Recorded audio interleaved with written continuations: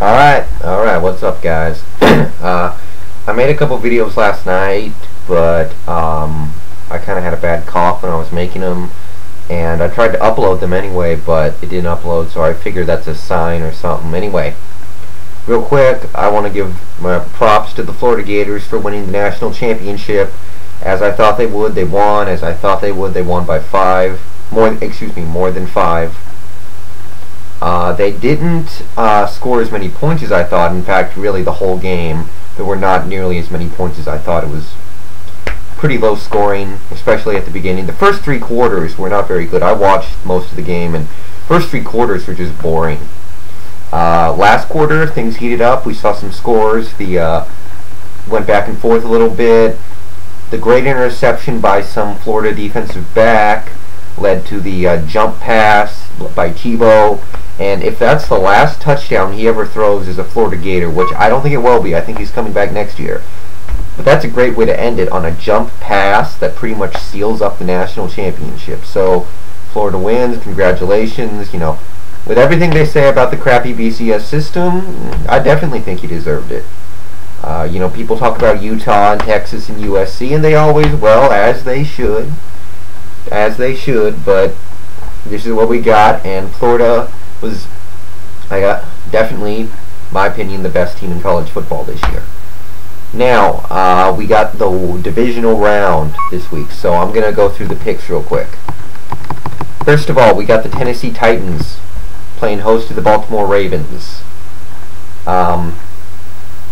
Interestingly enough, and this might be more important than some people think, Kevin Mawai will not be playing. He's the starting center for the Titans. I don't know how many of you know who he is, but he used to be a Pro Bowler for the Jets, and he's still a very, very good player for the Titans. He's like, what is he, 38 now? But he's a great player. He makes the line calls for that team. He's not the best offensive lineman on that team. Michael Roos is, but Michael Roos, something like that, the left tackle. But Kevin Mawai makes the line calls, and he's very, very vital to what they do offensively when it comes to running the ball and in pass protection. So, a lot of people like the Ravens in this game. I think the Titans are not getting that much respect.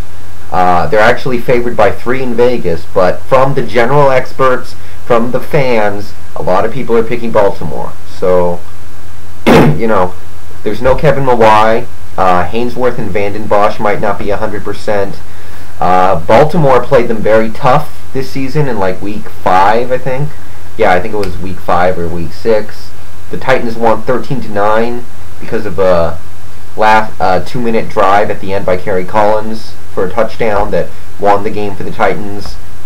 But a lot of people think, you know, well, Flacco's better now. The defense might be better now. I don't know about that. The team is a little more experienced and all that. You know, both these teams are pretty much mirror images of each other. They love to run the ball. They try and make 1 or 2 big plays in the passing game every game. They are very conservative offensively. They just survive off their running attacks. Both teams are very strong defensively. They depend on their defense very much. So we got 2 very similar teams that pretty much do the same stuff. The main difference is experience. The Titans, their head coach is Jeff Fisher, who's been Titans head coach since they were the Oilers, and Kerry Collins, who's been in the league since 1995. The Ravens, however, have the rookie head coach in Jim Harbaugh and the rookie quarterback in Joe Flacco. Now, I tend to try and stay away from rookie quarterbacks when it comes to like gambling purposes and picking purposes. Last week I did pick Joe Flacco to win. The Baltimore Ravens to beat the Dolphins. I didn't think Flacco would play that well. I didn't think he had to play that well. And that's, you know, pretty much what happened. He did not play that very well. I think he completed less than 40% of his passes. He didn't really hit any big plays. He overthrew a lot of deep balls, but he did get the 1 touchdown at the end, and what he did was more than enough to win. But, you know, against this Titans defense, I don't think that's going to cut it. I think, you know, you're going to see quite a few turnovers from Flacco. Actually, a lot of turnovers from both sides. The main reason I'm going to pick the Titans in this game to win is if the Titans are down by 3 points or 4 points or something like that, there's 2 minutes left, and they have the ball with like 3-4 minutes 2 minutes left, I trust Kerry Collins to drive them down and tie or win the game. If the Ravens find themselves in that same position, I do not trust Joe Flacco. So, if this game is close with like 2, 3, 4 minutes left, I think the Titans will come out on top. And I almost definitely think this game will be very close at the end.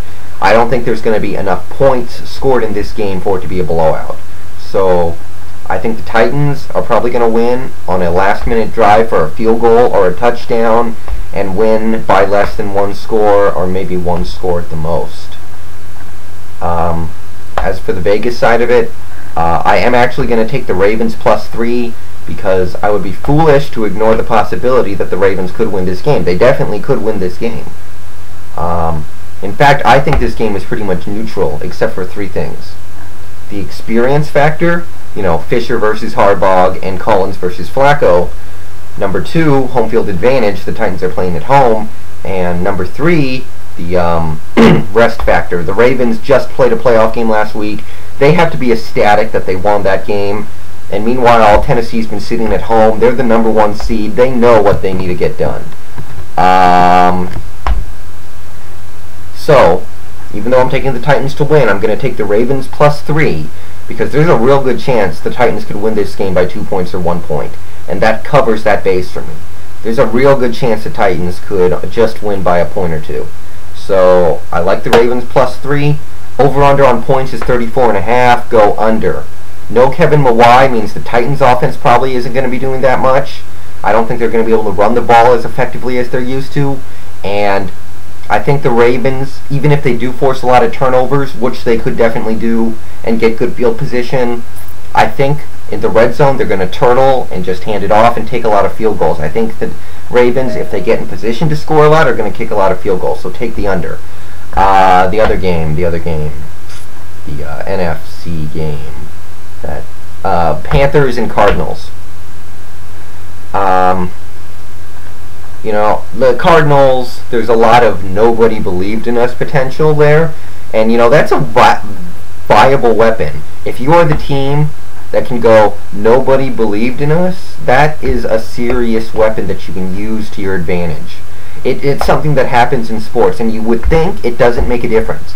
The Giants last year, nobody believed in them. The Colts 2 years ago, nobody believed in them. Pittsburgh 3 years ago. Pretty much the Patriots, every time they won the Super Bowl, they played the nobody believes in us card. That's the Cardinals.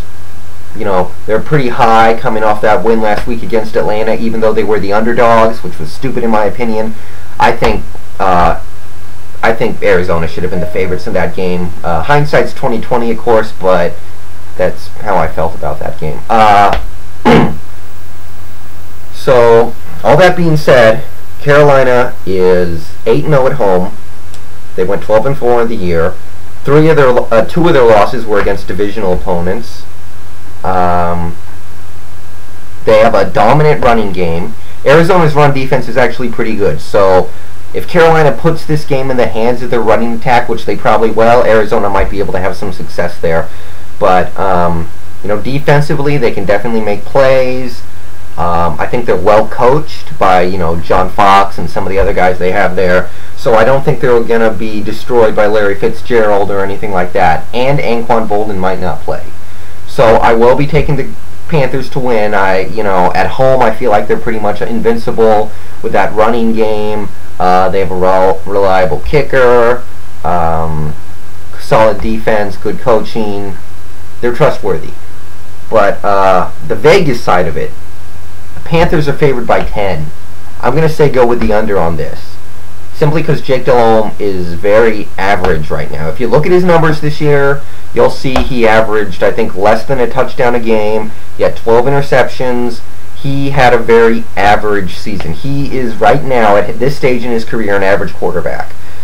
So he is probably, well, almost definitely not going to throw for 350 yards and 4 touchdowns against a playoff team. It's not in him. So I think that the Panthers are going to win but not cover this spread. I do not like a team that is very average passing the ball to cover a huge spread. So take the Cardinals plus 10, and points I'd go with the under because I think Carolina is going to control the game with their running attack, and Arizona does not have Bolden.